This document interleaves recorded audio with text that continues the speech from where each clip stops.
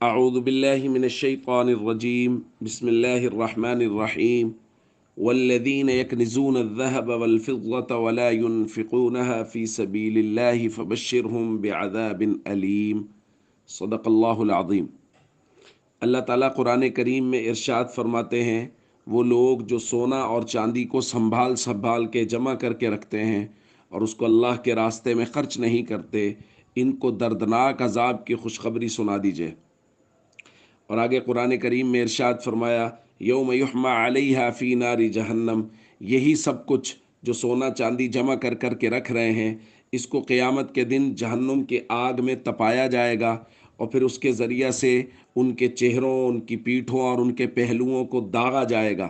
اور کہا جائے گا ھذا ما کنزتم لانفسکم، یہی سب کچھ ہے نا جس کو تم اپنے لیے جوڑ جوڑ کے جمع کر کر کے رکھتے تھے، فذوقوا ما کنتم تکنزون، اب چکھو اس چیز کا عذاب جو تم جمع کر کر کے رکھتے تھے۔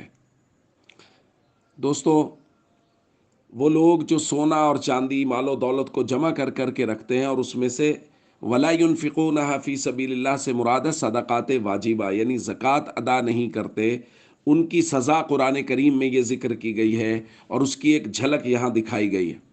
حدیث پاک میں بھی اسی کی طرف اشارہ اور اس کی سزا ذکر کی گئی ہے۔ نبی کریم صلی اللہ علیہ وسلم نے ارشاد فرمایا، مسلم شریف کی روایت ہے،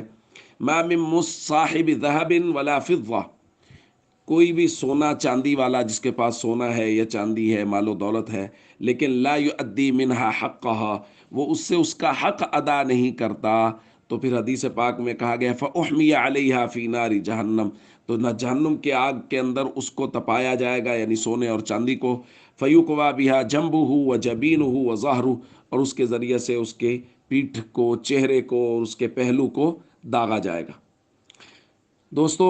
زکوٰۃ نہ دینا ایک بہت بڑا گناہ ہے، اور زکوٰۃ دینا بہت بڑا کار ثواب ہے۔ قرآن کریم میں جہاں نماز کا ذکر کیا گیا، اکثر جگہوں پہ وہاں نماز کے ساتھ زکوٰۃ کا ذکر کیا، اقیموا الصلاۃ آتوا الزکاۃ۔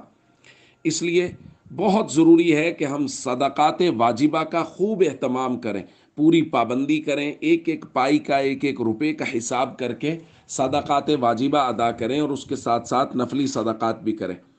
آج سے ہم زکوٰۃ کا بیان شروع کر رہے ہیں، اور آئندہ کچھ دنوں تک انشاءاللہ اس بیان کو جاری رکھا جائے گا۔ السلام علیکم ورحمۃ اللہ وبرکاتہ۔